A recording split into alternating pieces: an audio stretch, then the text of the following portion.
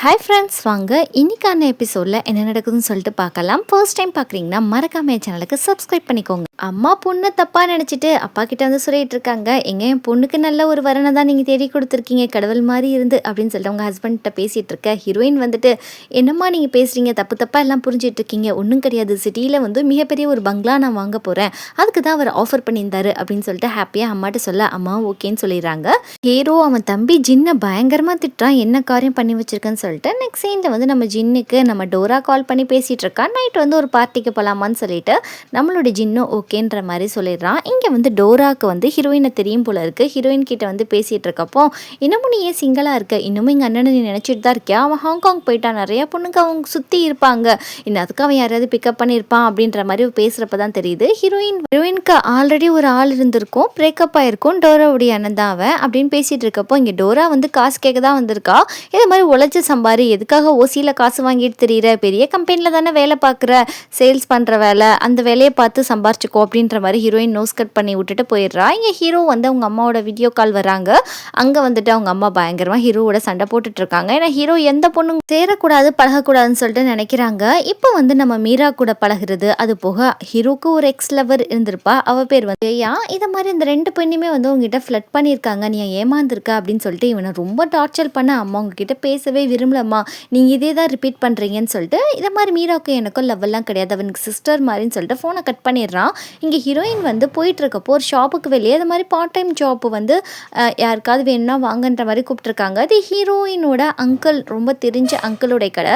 இப்போ வந்துட்டு நான் உங்கள் கடையில் வேலை செய்கிற அங்கிள் பார்ட் டைமா அப்படின்ற மாதிரி இவ கேட்க, சரி ஒன்றை மாதிரி ஒரு நல்ல பொண்ணு கிடைக்காதுன்னு சொல்லிட்டு அவரும் ஓகேன்னு சொல்லிடுறாரு. ஹீரோவும் அதே கடைக்கு சாப்பிட வர இங்கே ஹீரோயினுக்கு ஒரே ஷாக்கு, என்ன இவனை பார்க்குற நேரம்லாம் எனக்கு அன்லக்கியாக இருக்குது, எப்போ பாரு நான் போகிற இடத்துக்கே வந்துட்டு இருக்கான் அப்படின்னு சொல்லி நினச்சிட்டு இருக்கப்போ ஹீரோவே வந்து ஹீரோயின் பக்கத்தில் உட்கார, எதுக்குடா அவ்வளோ இடம் இருக்கிறப்ப ஏன் பக்கத்தில் வந்து உட்காந்துருக்கேன்னு சொல்லிட்டு ஹீரோயின் கேட்க, நான் வந்தவனே நீ தாண்டி முதல்ல சண்டையை ஆரம்பிச்சேன், என்னை வம்பு பண்ணுறதே உனக்கு வேலையாக போச்சு அப்படின்னு சொல்லிட்டு ஹீரோ சொல்ல, அதுக்கப்புறம் உன் தொல்லையே வேணான்னு சொல்லிட்டு ஹீரோயின் எந்திரிச்சு ஓடி போயிடுறா. அந்த கடைக்காரர் வந்து மேங்கோ ஜூஸ் அப்படியே ஹீரோ பக்கத்தில் வச்சுட்டு அப்படியே ஹீரோ முன்னாடியே இரும்ப, அங்கிள் உங்களுக்கு என்ன ஆச்சு, கொஞ்சம் நல்லா உங்களுக்கு உடம்பு சரியில்லை, வாங்க ஹாஸ்பிட்டல் போகலாம், கூப்பிட்டா வரவே மாட்டேங்கிறீங்க அப்படின்னு சொன்னால், நான் ரொம்ப நாள் வாழ்ந்து நான் என்னம்மா செய்ய போகிறேன், எனக்கு இந்த வாழ்க்கையே பிடிக்கல, இருக்கிற வரைக்கும் இருக்கிறேன், அதுக்கப்புறம் இறந்து போனால் என்னம்மா அப்படின்ற மாதிரி சொல்கிறப்போ ஹீரோயின் அப்படி பேசாதீங்கன்னு சொல்லிக்கிட்டு இருக்கா. ஆனால் ஹீரோக்கு என்னன்னு தெரியல, இதெல்லாம் கேட்குறப்போ அவனுக்கு ஒரு மாதிரியாக ஃபீல் ஆகுது. டக்குன்னு வந்து எனக்கு ஒரு 50 மேங்கோ ஜூஸ் வேணும், ரெடி பண்ணுங்க அப்படின்ற மாதிரி அவன் சொல்ல, என்னப்பா ஒரே டைமில் பல்க் ஆர்டர் கொடுக்குற அப்படின்னு சொல்லி கேட்டால், சீக்கிரம் போய் ரெடி பண்ணுங்கன்னு சொல்லிட்டு ஹீரோ எக்கச்சக்கமாக காசை வச்சுட்டு அதை வாங்கிட்டு போகிறான். இவ்வளோ பணம் எதுக்குப்பா வச்சிருக்க அப்படின்னு சொல்லிட்டு அவர் கூப்பிட்றதுக்குள்ளே ஹீரோ போயிட, ஹீரோயின் கொடுங்க அங்கிள், நான் போய் அவனுக்கு ரிட்டர்ன் கொடுத்துட்றேன் அப்படின்னு சொல்லிட்டு ஹீரோயின் அதை வாங்கிட்டு போகிறா. இப்படி தான் பணக்காரவங்க திமிரா நடந்துக்குருவாங்கன்னு சொல்லிட்டு ஹீரோயின் சொல்லிட்டு போக, ஏன்னா ஹீரோ கொஞ்சம் ஹார்ஷாக பேசியிருப்பான், காமெடி பண்ணுறதுல மட்டும் உடம்பு சரியாயிடாது அப்படின்னு சொல்லிட்டு ஹீரோயின் ஹீரோவை தேட அவன் கரெக்டாக வந்துடுறான். எங்கடா போனேன், எதுக்காகடா இவ்வளோ காசை வச்சுட்டு போனேன் அப்படின்னு சொல்கிறப்போ, உனக்கு என்னமா அவர் மேலே இவ்வளோ அக்கறன்னு சொல்லிட்டு ஹீரோ கேட்குறான். அவர் கிட்டத்தட்ட எங்கள் அங்கிள்ரா, அவங்க எனக்கு கார்டியன் மாதிரி அப்படின்னு சொல்கிறப்போ, அப்படியா, நான் அவருக்கு தானே கொடுத்தேன், வேணான்னா அவர்கிட்டே போய் கொடு அப்படின்னு சொல்லிட்டு இவன் கிளம்ப, காசு வாங்க மாட்டேன்னு சொல்லிட்டு டக்குன்னு கார் வந்துடுது. நம்ம ஹீரோ காரில் ஏறுறான். ஹீரோயின் சும்மா இல்லாமல் அவளும் காருக்குள்ளே போய் ஏறிட்டு பயங்கரமாக கத்துறான், நீ எதுக்கடி காருக்குள்ளே ஏறின, இறங்குடி அப்படின்னு சொன்னால், இந்தா புடி, இந்த காசை வச்சுக்கோ, இந்த காசை வச்சுட்டு என்னை கூட்டிகிட்டு போய் எங்கள் வீட்டில் போய் விடு அப்படின்னு சொல்லிட்டு காசை தூக்கி போட, வீட்லேயே கொண்டு போய் விட சொல்கிற அப்படின்னு சொல்லிட்டு ஹீரோ டேரெக்டாக அவன் வீட்டுக்கு வண்டியை விட்டுறான். ஹீரோயின் சொல்கிறா, டே ஏன் வீட்டுக்கு கூப்பிட்டு போக சொன்னால், உன் வீட்டுக்கு ஏன்டா என்னை கூட்டிகிட்டு வந்த அப்படின்னு சொல்லி கேட்டால், அதெல்லாம் எனக்கு தெரியாது, நீ உனக்கு தேவைன்னா நடந்து போயில எப்படி போ அப்படின்னு சொன்னோடனே, சரி எனக்கு போ தெரியும் அப்படின்னு சொல்லிட்டு நம்ம விட்டு கிளம்பி வெளியே வராங்க. வெளியே வந்து பார்த்தா மழை பயங்கரமாக பெய்யுது. ஹீரோவை அப்படியே முறைச்சிட்டு, டே நீ பாரு வகையாக என்கிட்ட மாட்டுவ அப்படின்னு சொல்லி திட்டிட்டு நின்றுட்டு இருக்கப்போ ஃபோன் வர நனைஞ்சு போயிடுது. அதனால ஃபோன் கால் போகலை. வேறு வழியே இல்லாமல் ஹீரோ வீட்டுக்கு முன்னாடி போய் கதவை தட்டி நிற்க, ஹீரோ எதுக்கிங்க வந்த, கிளம்பு கிளம்பு அப்படின்னு சொல்லி விரட்டி விட, டேய் ஒரு பொம்பளை பிள்ளை மலையில் நனைஞ்சிருக்கேன், என் மேலே உனக்கு கொஞ்சம் கூட இருக்கேன் இல்லையாடா அப்படின்னு சொல்லி இந்த பிள்ளை கெஞ்ச, உள்ளக்க வரணுமா அப்படின்னா காசை எடு, என்ன நீ உள்ளே வரணும்னா காசு கொடுத்தா வரணும் அப்படின்னு சொல்லிட்டு இவன் வெறுப்பேத்த, என்ன செஞ்சு தொலையா அப்படின்னு சொல்லிட்டு ஹீரோயின் இருக்கிற காசை கொடுத்துட்டு உள்ளே போகிறா. நம்ம ஹீரோ போனோடனே ஒரு ஷர்ட்டை தூக்கி போட்டு அங்கே இருக்க பாத்ரூம் போய் குளிச்சுட்டு வா அப்படின்ற மாதிரி சொல்லி அனுப்புகிறான். இவனும் போகிறா. இவனுக்கு பயங்கரமான திமிர் பிடிச்சவனா இருக்கான் அப்படின்னு சொல்லிட்டு மனசில் நினச்சிட்டு போகிறப்போ, எப்பா இவ்வளோ பெரிய வீடு, நல்லா வெல் செட்டில் ஆளாக தான் இருக்கான் அப்படின்னு சொல்லிட்டு நினச்சிட்டு இருக்கப்போ, இவனுக்கு கேர்ள் ஃப்ரெண்ட் இல்லாமையா இருக்கும், ஃபோட்டோ வேறு கவுத்தி போட்டு வச்சிருக்கான் அப்படின்னு சொல்லிட்டு அந்த ஃபோட்டோவை பார்க்குறா. அதை பார்த்துட்டு அவளுக்கு லைட்டாக கொஞ்சம் ஷாக் ஆகுது. என்ன பார்த்தான்னு சொல்லிட்டு தெரியல. அப்படியே வச்சுட்டு கீழே போனால் இங்கே ஹீரோ ஒரு மாதிரியாக உட்காந்துட்டு இருக்கான். இவள் பயப்படுறா, உட்காருன்னு சொல்லிட்டு ஹீரோ பார்க்குற விதமே சரியில்லை. இங்கே ஹீரோயின் பார்த்தா ஹீரோயினை ஏடாகுடமாக பார்த்து பார்த்துட்டு இருக்கா. என்னடா பண்ற பொறுக்கி பையலே அப்படின்னு சொல்லிட்டு நம்ம ஹீரோயின் டவலை வச்சு மறைச்சிட்டு உட்காரப்போ, நீ வந்து என்ன ஓவரா பேசுற, நீ ஏன் வீட்டில் இருக்க, அதை மறந்துட்டியா, நான் நினச்சா என்ன வேணா பண்ணுவேன் அப்படின்ற மாதிரி இவன் பேச, நீ உன் லிமிட்டை ரொம்ப தாண்டுற, என் ட்ரெஸ்ஸை கூட நான் ட்ரெஸ் சேஞ்ச் பண்ணிட்டு இப்போ கிளம்புறேன் அப்படின்னு சொல்லிட்டு ஹீரோயின் பேசுகிறப்போ, உன் ட்ரெஸ் வந்து ட்ரையரில் இருக்குது, பார்த்து கவனமாக இரு அப்படின்ற மாதிரி ஒரு மாதிரி மிரட்ட, டேய் நீ போலீஸ்க்கு நான் கால் பண்ணிடுவேன்டா அப்படின்னு இவ சொல்கிறா. நான் கால் பண்ணால் நீ தான் என் வீட்டில் வாண்டடாக வந்து நான் செடியூஸ் பண்ணுறேன் நான் சொல்லுவேன் அப்படின்ற மாதிரி ஹீரோ சொல்லிட்டு, இங்கே இருக்க ஜிஞ்சர் டீயை குடிச்சிட்டு காசை வச்சுட்டு போ அப்படின்ற மாதிரி இவன் சொல்ல, இங்கே டோராவும் நம்மளுடைய ஜின்னும் ஒன்றா சேர்ந்து குடிச்சிட்டு இருக்கிறப்போ இங்கே டோரா வந்து கொஞ்சம் அட்வான்டேஜ் எடுத்துக்கிறான் நம்ம ஜின் கிட்ட.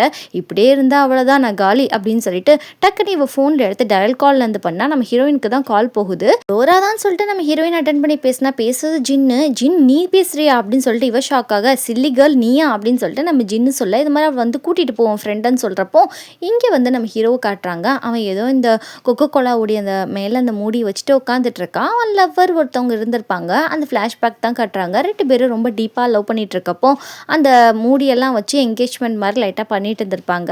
அப்போ உங்கள் அம்மா அது எடுத்துப்புன்னு வந்துட்டு, பொண்ணுங்கள்லாம் செட் ஆக மாட்டாங்கடா, அந்த பொண்ணு உன்னை ஏமாத்திட்டா விட்டுற, அவ ரொம்ப நாள் ஆச்சு உங்ககிட்ட வந்து அப்படின்ற மாதிரி சொல்கிறப்போ, அவள் வந்து இன்னொரு பையன் கூட கைப்பிடிச்சிட்டு வரதை நம்ம ஹீரோ பார்த்துட்டு அவனால் ஏற்றுக்கவே முடியல. அதோட தான் அந்த பொண்ணுங்க மேலே வந்து தப்பான ஒரு இம்ப்ரெஷன் வந்து அவனுக்கு வந்திருக்கும். அவங்க அம்மா வேற பொண்ணுங்கனாலே காசுக்கு தான் வருவாங்க அப்படின்ற மாதிரி சொல்லியிருப்பாங்க. அப்படியே அவன் டிப்ரெஷன் ஆகி வெளியே எந்திரிச்சு வரான். இங்கே வந்து ஹீரோயின் ஹீரோ வீட்டுக்கு தான் வந்திருக்கா. ஏன்னா ஜின்னும் குடிச்சிருக்கான் இல்லையா, ஜின்னை வந்து கைத்தாங்களாக கூட்டிகிட்டு வரதை நம்ம ஹீரோ பார்த்துடுறான்.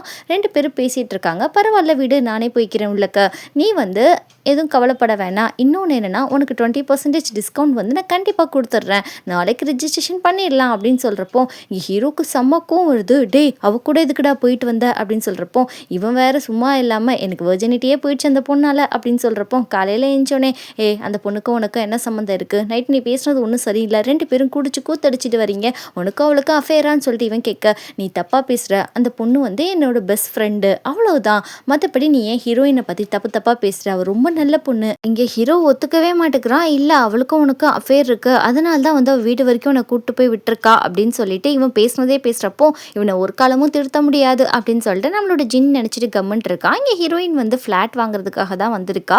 அப்போ நம்ம ஜின் வந்து அவன் வந்து அவனோட இன்ஃப்ளூயன்ஸ் யூஸ் பண்ணி 20% வந்து டிஸ்கவுண்ட் போடுங்க இவளுக்கு அப்படின்னு சொல்லிட்டு எல்லாமே ஓகே பண்ண போகிற நேரத்தில் மேனேஜர் வந்து கரெக்டாக சொல்கிறாரு, இது மாதிரி ஹீரோ சொல்லிட்டாப்ல உங்களுக்கு 20% டிஸ்கவுண்ட் கொடுக்கக்கூடாது அப்படின்னு சொன்னப்போ, நானும் இந்த கம்பெனியோட ஒரு ஓனர் தானே, ஏன் நான் சொல்கிறது கேட்க மாட்டிங்களா அப்படின்னு சொல்கிறப்போ, நீங்கள் போய் ஹீரோ கிட்ட பேசுங்கன்னு சொல்லிடுறாங்க.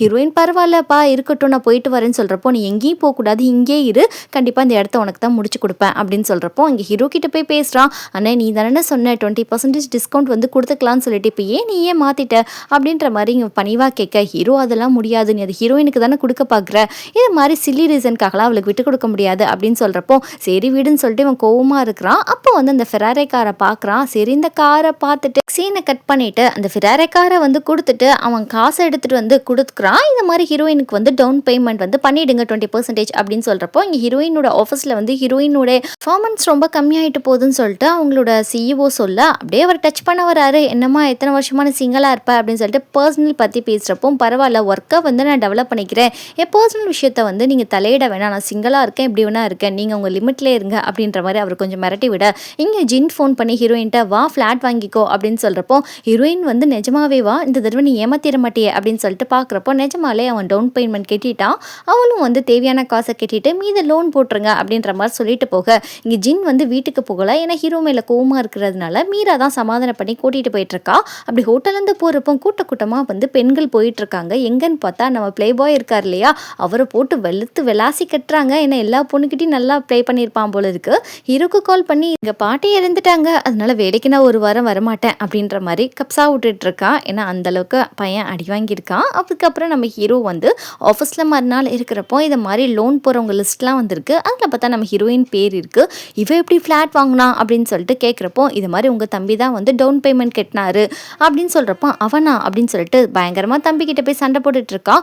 அவளுக்கு வந்து நீ இந்த அளவுக்கு ஹெல்ப் பண்ணுற அப்படின்னு கேட்குறப்போ, தம்பி கேட்குறான் எனக்கு ஒரு டவுட்டு, உனக்கும் அவளுக்கு ஏதாவது நடுவில் போகுதா, அப்புறம் எதுக்கு அவளை பற்றி நீ நோண்டிட்டு இருக்க அப்படின்ற மாதிரி கேட்குறப்போ, அப்பெல்லாம் ஒன்றும் இல்லையே அப்படின்னு அப்படின்னு சொல்லிட்டு நம்ம ஹீரோ லைட்டாக மழுப்புற மாதிரி இருக்குது. மறுநாளே ஹீரோயினோட அந்த சிஇஓவை வந்து கூப்பிட்டுட்டு ஹீரோ பேசிகிட்டு இருக்கா, உங்கள் கம்பெனியோட நான் மர்ஜ் பண்ணிக்கிறேன், ஆனால் ஒரு கண்டிஷன் இருக்குது. அந்த ஹீரோயின் இருக்கா இல்லையா லூவின், அவளை வந்து வேலையை விட்டு தூக்கிட்டிங்கன்னா நான் வந்து உங்கள் கம்பெனியில் இன்வெஸ்ட்மெண்ட் பண்ண ரெடியாக இருக்கேன் அப்படின்னு சொல்கிறப்போ அவர் இன்றைக்கே போய் அந்த பொண்ணை வேலையை விட்டு தூக்கிடுறேன் அப்படின்னு சொல்லிட்டு அவர் குஷியாக போக, இங்கே பார்த்தா ஹீரோயினை வேலையை விட்டு தூக்கிட்டாங்க. அவள் பாவம் ரொம்ப சோகத்தில் எதுக்காக இந்த கிழட்டு பையன் வேலையை விட்டு தூக்குனான்னு தெரியலன்னு சொல்லிட்டு புலம்பிக்கிட்டே போயிட்டு இருக்கா. ஹீரோயினோட சிஇஓ வந்துட்டு அந்த பொண்ணை வேலையை விட்டு தூக்கிட்டேன், இன்ட்ராக்ட்ல சைன் பண்ணிடலாமான்னு கேட்க, என்ன வேலையை விட்டு போகிறப்ப அழுதாளா, பயங்கரமாக அழுதாளா அப்படின்னு சொல்லி கேட்குறப்போ, இல்லை லைட்டாக சோகமாக தான் இருந்தா அப்படின்னு சொல்கிறப்போ, என்னது சோகமாக தான் இருந்தாளா அப்படின்ற மாதிரி கேட்டுட்டு, சரி அந்த பொண்ணு எத்தனை வருஷமாக உங்கள் கம்பெனியில் வேலை செய்கிறான்னு கேட்டால் 3 வருஷம் சொல்கிறான். எப்படியும் ஒரு 3 வருஷம் வேலை செய்கிற பொண்ணு டக்குன்னு நீ வேலையை விட்டு தூக்குவேன் நான் சொன்னதுக்காக அப்படின்னு சொல்லிட்டு அதுக்கும் நம்ம ஹீரோ பயங்கர கோவப்பட்டுட்டு மென்டல் மாதிரி நடந்துக்கிறான். அவனை சொல்லிடுறாரு அந்த சிஇஓவை, இனிமேல் கண்ணு முன்னாடி நீ வரக்கூடாது, எந்த வேலையாக இருந்தாலுமே வேறு யாரையாவது அனுப்பிவிடு அப்படின்ற மாதிரி சொல்லிட்டு அந்த சிஇஓவை அனுப்பிவிட, இங்கே அவனுக்கு வந்து ஹீரோயின் பார்க்க தான் வந்திருக்கான். என்ன மனசு கஷ்டமாக இருக்குது ஹீரோயின் வேலையை விட்டு போனதுனால. அப்படியே ஹீரோயின் கிட்ட என்னென்ன பேசணும்னு சொல்லிட்டு ஹீரோயின் அங்கே இருக்கிறதே தெரியாமல் ரிஹர்சல் பார்த்துட்டு இருக்க, நீ கிட்டத்தட்ட மென்டல் ஆகிட்டியோன்னு நினச்சேன் அப்படின்ற மாதிரி காரில் ஏறி உட்காந்துட்டு பேசிகிட்டு இருக்கப்போ, இந்த மாதிரி லீ அங்கிள் இருக்கார் இல்லையா, லீனா அந்த ஷாப் ஓனர் தான் லீ அங்கிளுக்கும் உனக்கும் என்ன சம்மந்தம் அப்படின்னு சொல்லிட்டு ஹீரோயின் ஹீரோட்ட கேட்க, நீ ரொம்ப மூட் அப்செட்டாக இருக்க, உன்னை வெளியே கூட்டிகிட்டு போகிறேன்னு சொல்லிட்டு அப்படியே ஒரு டிரைவ் கூட்டிகிட்டு போயிட்டு நம்ம ஹீரோயினுக்கு லைட்டாக பீர்லாம் நம்ம ஹீரோ வாங்கி கொடுக்காப்புல, நம்ம ஹீரோ ஒரு பீர் அடிச்சதுக்கே மட்டையாக, என்னடா ஒரு பீர் அடிச்சதுக்கே மட்டையாயிட்டா அப்புறம் எதுக்குடா குடிச்ச அப்படின்னு சொல்லிட்டு ஹீரோயின் கேட்க, உன்னை சந்தோஷப்படுத்துறதுக்காக தான் நான் குடித்தேன் அப்படின்னு சொல்லிட்டு அவன் லைட்டாக கீழே விழுக வரான். இவன் ரொம்ப உஷாராக எந்திரிச்சிடுறா. அவன் தலை வந்து டப்புன்னு பயங்கரமாக இடிச்சிடுது.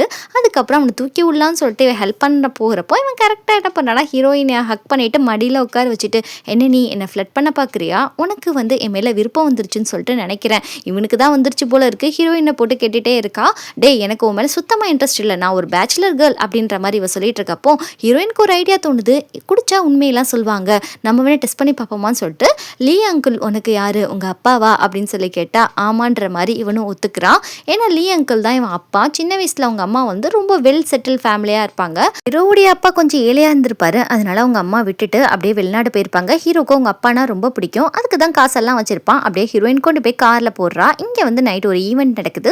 விஜய் வந்து அந்த ஈவெண்ட்டுக்கு போகிறா. அப்போ அவள் ட்ரெஸ்ஸில் ஏதோ ஒரு கோளாறு பண்ணி வச்சிடுறாங்க. அப்படியே ட்ரெஸ்ஸு கலண்டு அவள் ரொம்ப அவமானப்படுறா. இந்த மீடியா பீப்புள்ஸும் அதையும் ஃபோட்டோ கேப்சர் பண்ணிடுறாங்க. ஹீரோ வந்து ஒரு ஃபாரின் ட்ரிப் தான் போயிருக்கான், பிஸ்னஸ் விஷயமா போயிருக்கான். அப்போ வந்து நம்ம ஹீரோவுக்கு நம்மளுடைய ஃபங்கு கால் பண்ணிட்டு, டே இது மாதிரி ஒய்ஃபோடைய ஃப்ரெண்டுக்கு வேலை போயிடுச்சாண்டா, உன் கம்பெனியில் ஏதாவது ஹையர் பண்ணு அப்படின்னு சொன்னால் நம்ம ஹீரோ ஓகேன்ற மாதிரி சொல்கிறான். இங்கே வந்து நம்ம ஃபங்கு வந்து இந்த வில்லி பொண்ணு பார்க்க வந்திருக்கான். அவள் தான் வர சொல்லியிருப்பா. இதை மாதிரி நீ இப்போ என்ன சொல்கிற, அவளை டைவர்ஸ் பண்ணிட்டு எனக்கு கல்யாணம் பண்ணிக்கணும் அப்படின்னு சொல்லிட்டு இவள் ஃபோர்ஸ் பண்ண, என்ன விளாட்றியா, அவளை நான் கல்யாணம் பண்ணிக்கிட்டேன், இனிமேல் எனக்கு அவள் தான் அப்படின்ற மாதிரி இங்கே ஃபங்கு சொல்ல, சரி இதுக்கு மேலே நடக்க போகிற விபரீதத்தை யாராலையும் தடுக்க முடியாதுன்னு சொல்லிட்டு இந்த வில்லி பொண்ணு போகிறா.